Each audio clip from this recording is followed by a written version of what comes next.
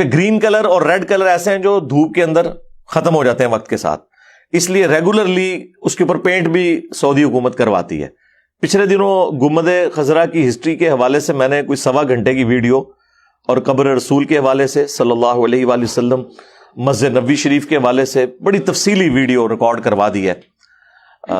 گنبد خضرا کی history, reply to مولانا طارق جمیل، جو انہوں نے کہا کہ علماء دیوبند نے یہ گنبد خضرا بچایا ہے، تو میں نے وہ پورا بتایا تھا کہ یہ کس چیز کے بارے میں آپ کیا بات کر رہے ہیں۔ تو وہ عصر کے وقت کی ویڈیو ہے، اس میں سایہ باقاعدہ زمین کے اوپر ہے، گلائی لوگ اس کے اوپر اسی طریقے سے چل رہے ہیں، اس میں چونچ بھی نظر آ رہی ہے، اور جس بندے نے ویڈیو بنائی ہے وہ اس کے اوپر کمنٹری بھی کر رہا ہے کہ دیکھیں جی یہ گلائی ہے، یہ کنگرے مسجد نبوی کے نظر آ رہے ہیں۔ ہاں جی، میں ایسی تقریباً اس وقت ٹائم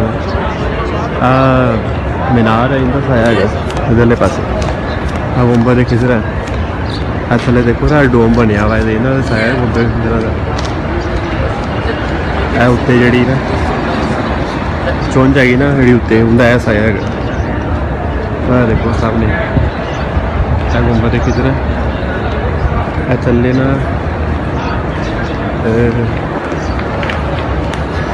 اتوں کا گول سایہ شروع ہو رہا ہے، اتوں لے کے ایویں گول اتنے چونچ آ گئی اتنے، چونچ تو بعد پھر ہے گول اتنے تک سایہ تو ہے نا، دیکھو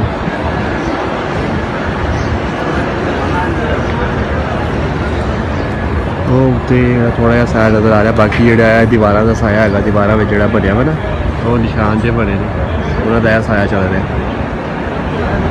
ہے، گنبد خضرا کا سایہ ہے، اور پھر دیوار شروع ہو جاتی ہے رات والی،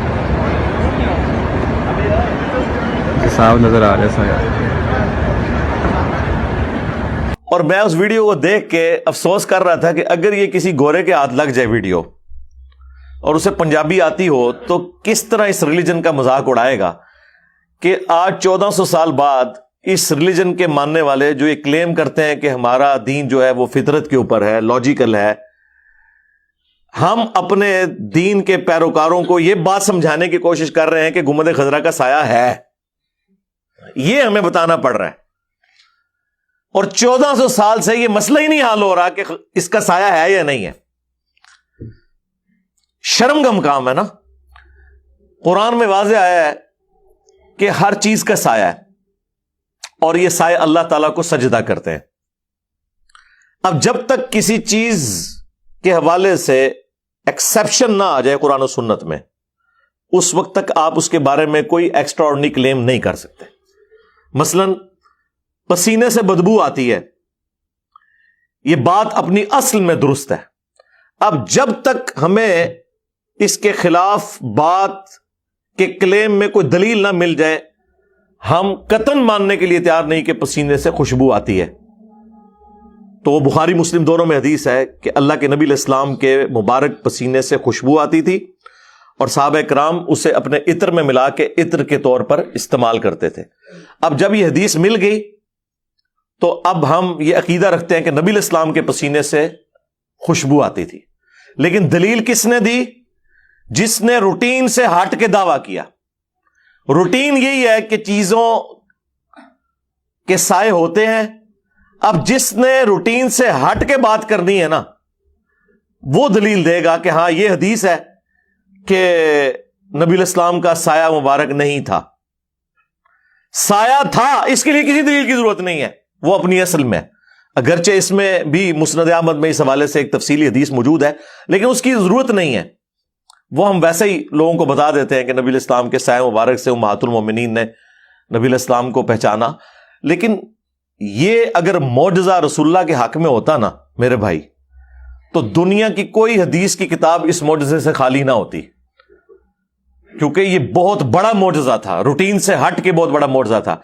اگر بخاری مسلم نے یہ روایت کیا کہ نبی علیہ السلام کے پسینے سے خوشبو آتی ہے، بخاری مسلم نے یہ بھی روایت کیا کہ نبی علیہ السلام اپنی ان دو آنکھوں سے پیٹھ کے پیچھے بھی دیکھ لیتے تھے، اگرچہ آپ کے یہاں پہ آنکھ نہیں تھی، لیکن آپ کو ہمیں تو 180 ڈگری بھی مشکل سے نظر آتا ہے، آپ کو 360 ڈگری کا ویژن پورا پیچھے تک ان دو آنکھوں سے نظر آتا تھا. یہ آپ کے ساتھ پرماننٹلی اللہ کی طرف سے ایک معجزہ اٹیچ تھا کہ نبی الاسلام پیٹھ کے پیچھے بھی دیکھتے تھے. یہ جب اتنی بڑی بڑی باتیں بخاری مسلم میں نبی الاسلام کے حوالے سے نقل ہوئی ہیں، تو یہ بات نقل کرتے ہوئے کوئی آر تھی؟ وہ جلال الدین سیوطی نے جو نبی الاسلام کی وفات کے آلموسٹ 900 سال بعد آئے، 911 ہجری میں فوت ہوئے، ایک بے سند روایت نقل کر کے اس امت کو فتنے میں ڈال دیا. اور لوگ کہہ رہے ہیں جی وہ روایت موجود ہے، اور روایت کی سند مانگے تو سند کوئی بھی نہیں. آپ کے پاس تو پتہ نہیں کیا کچھ قرآن و سنت کے خلاف موجود ہے. جب ہم مسند احمد سے روایت پیش کرتے ہیں کہ نبی علیہ السلام کا سایہ مبارک تھا، تو آئیں کرنا شروع کر دیتے ہیں، حالانکہ یہ ہمیں دینے کی ضرورت نہیں ہے، قطعاً کوئی ضرورت نہیں ہے. اس کے باوجود اس طرح کی چیزیں. تو گنبد خضرا کے حوالے سے اب میں ایٹ لیسٹ بریلوی علماء سے تو کہوں گا کہ معافی مانگے پبلکلی آ کے. آپ نے یہ مشہور کیا تھا یا نہیں کیا تھا؟ بہرحال یہ آپ کے کھاتے میں، آپ کی عوام کو یہ پٹی پڑھائی، اور یقیناً کسی عالم دین نہیں پڑھائی ہے نا، دوسروں نے تو نہیں پڑھائی. پہلے تو کوئی انجینئر نام کا فتنہ دنیا میں موجود نہیں تھا جس نے ان کو یہ باتیں بتائی ہیں. یہ صدیوں سے آپ لوگ ہی بتا رہے تھے نا.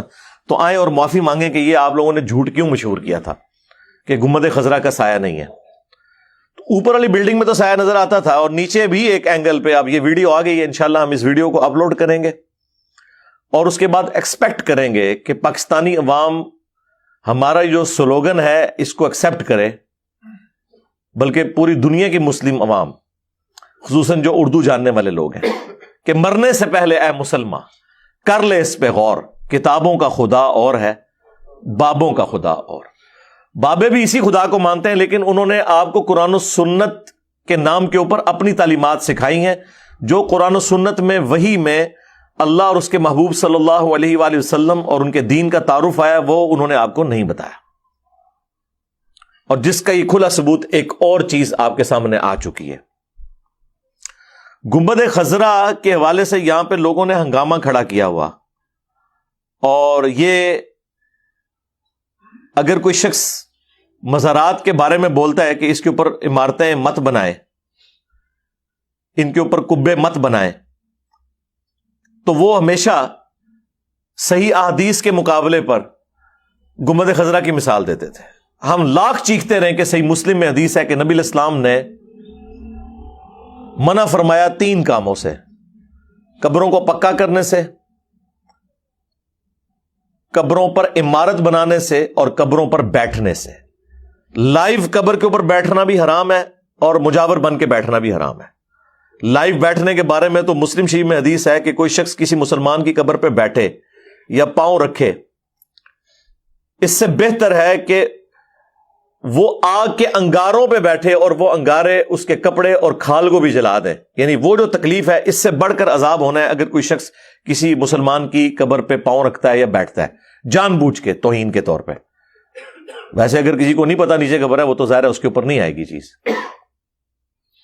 اور قبروں پہ جانے کا مقصد بھی صحیح مسلم میں نبی الاسلام نے بیان کر دیا کہ میں تمہیں قبروں پہ جانے سے منع کرتا تھا، لیکن اب میں تمہیں حکم دیتا ہوں کہ قبروں پہ جاؤ تاکہ آخرت کی یاد آئے. یہ دنیا سے بے رغبتی دلانے والی جگہ ہے قبرستان. یہ نبی الاسلام نے مقصد بتایا تھا.